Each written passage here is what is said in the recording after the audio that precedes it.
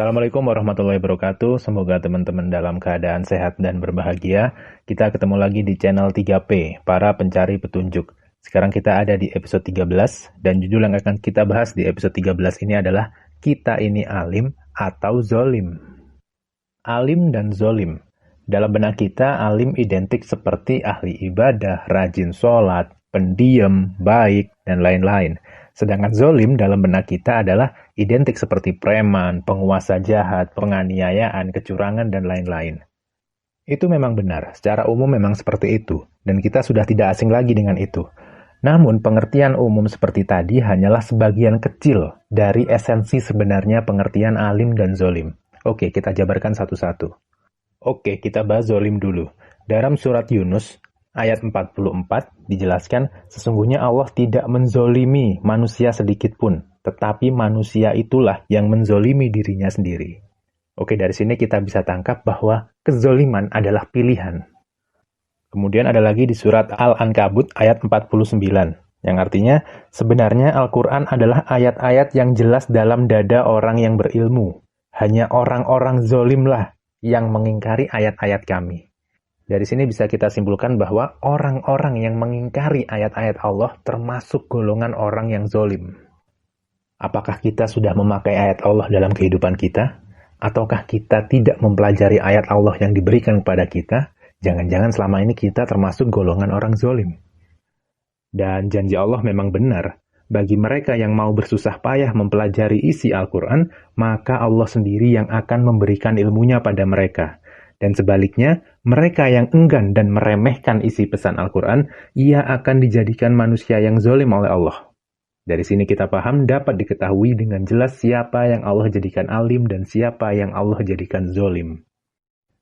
Oke, kalau itu tadi pengertian zolim menurut Al-Quran. Sekarang pengertian alim menurut Al-Quran. Alim berasal dari kata ilmu. Nah, orang berilmu disebut alim. Namun, alim dan sains itu berbeda, walau sama dikit. Kalau sains itu berarti ilmu pengetahuan. Tapi ya udah cuma itu aja. Misal orang ahli di bidang biologi yang mengetahui tentang sel tubuh. Nah, itu disebutnya saintis biologi. Tapi, kalau dengan ilmu tentang sel itu, dia padukan dengan eksistensi Allah, dia bisa menemukan sang pencipta ketika ia melihat sel itu, dan ia bisa memaparkan hubungan Allah dengan ciptaannya itu yang berupa sel tersebut, maka ia sudah lebih tinggi levelnya daripada saintis biologi biasa. Nah, inilah yang disebut alim. Keren kan? Jadi orang alim ini derajatnya lebih tinggi daripada sains. Kalau sains cuma ilmu pengetahuan biasa, ya udah berhenti di situ. Tapi kalau orang alim bisa memadukan sains dengan sang pencipta. Orang yang ahli di bidang apapun deh. Dan dia bisa menemukan Allah dimanapun. Itulah orang alim. Saat ia melihat listrik, ia bisa menemukan atau minimal merasakan Allah di sana. Saat ia melihat sel, ia bisa menemukan atau merasakan Allah di sana. Atau saat ia melihat makhluk apapun, ia akan melihat dan merasakan Allah di sana.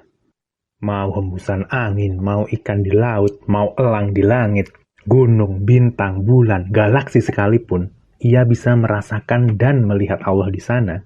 Nah, ini adalah orang alim yang sesungguhnya. Jadi paham ya, alim itu bukan kalau orang pakai peci berangkat ke masjid, itu bukan alim, itu abid. Abid itu ahli ibadah. Jadi jangan kebalik-balik. Karena alim derajatnya lebih tinggi dari abid. Kalau mau jelas tahu perbedaannya, silahkan saksikan episode 10 yang judulnya Dua Mata Iman. Nah, jadi paham ya, alim yang dimaksud Al-Quran adalah memahami peranan Allah pada setiap makhluknya. Dan juga memahami keharusan seorang hamba dalam menyembah Allah.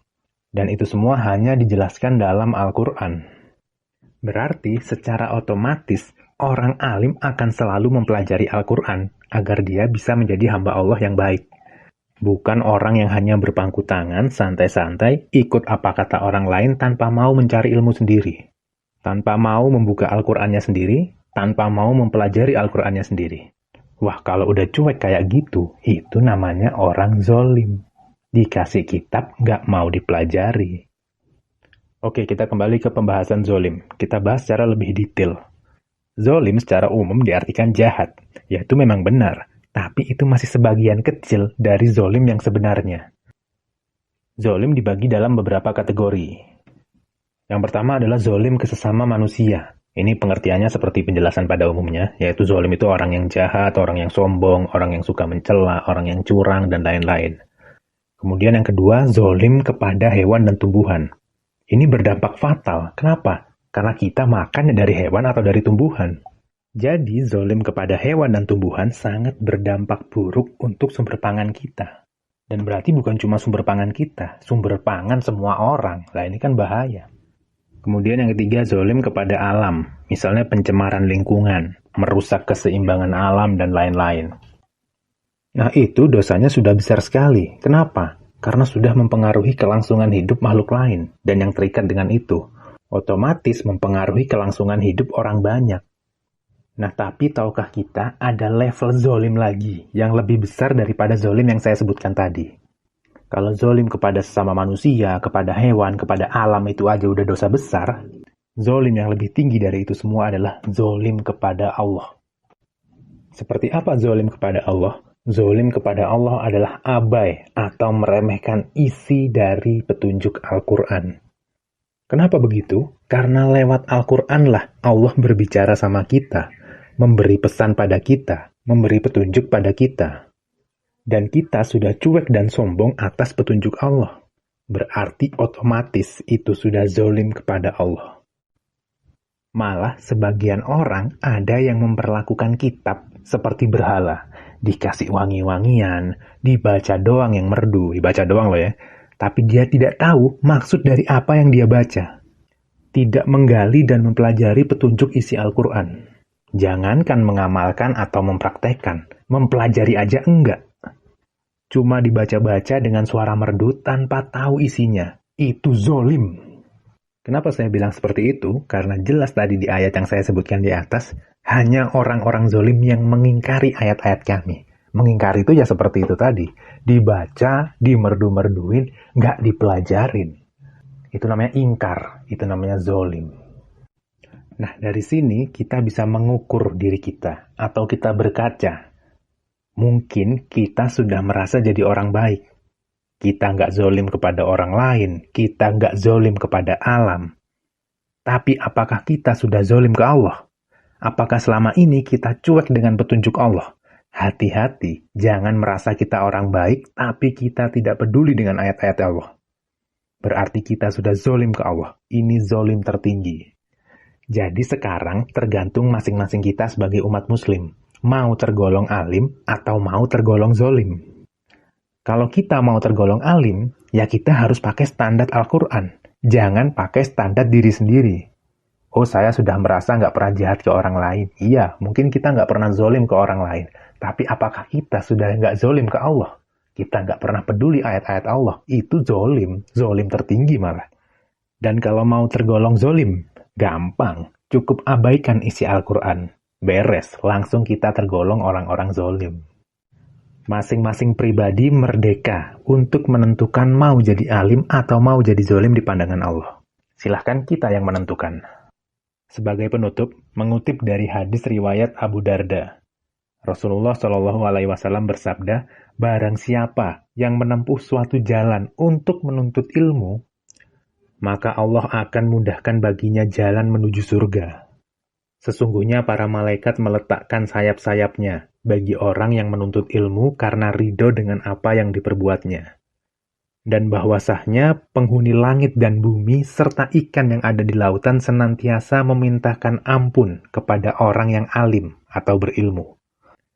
Keutamaan orang alim atau berilmu terhadap orang abid atau ahli ibadah bagaikan keutamaan bulan purnama terhadap bintang-bintang. Sesungguhnya para nabi mewarisi ilmu pengetahuan, bukan mewarisi harta. Maka barang siapa menuntut ilmu darinya, maka ia telah mengambil bagian yang sempurna. Dikutip oleh Abu Daud dan Tirmizi, ini hadis luar biasa sekali isinya. Bahwa keutamaan orang alim atau berilmu lebih tinggi daripada orang yang hanya ahli ibadah. Karena orang abid belum tentu alim, tapi orang alim insya Allah dia abid. Karena orang abid, kalau tidak menuntut ilmu, ya sudah, dia cuma ahli ibadah. Tapi orang alim otomatis membuka Al-Qur'annya. Otomatis dia tahu menghamba kepada Allah seperti apa. Jadi orang alim, insya Allah, ahli ibadah. Oke, sampai sini dulu. Semoga bermanfaat apa yang saya sampaikan.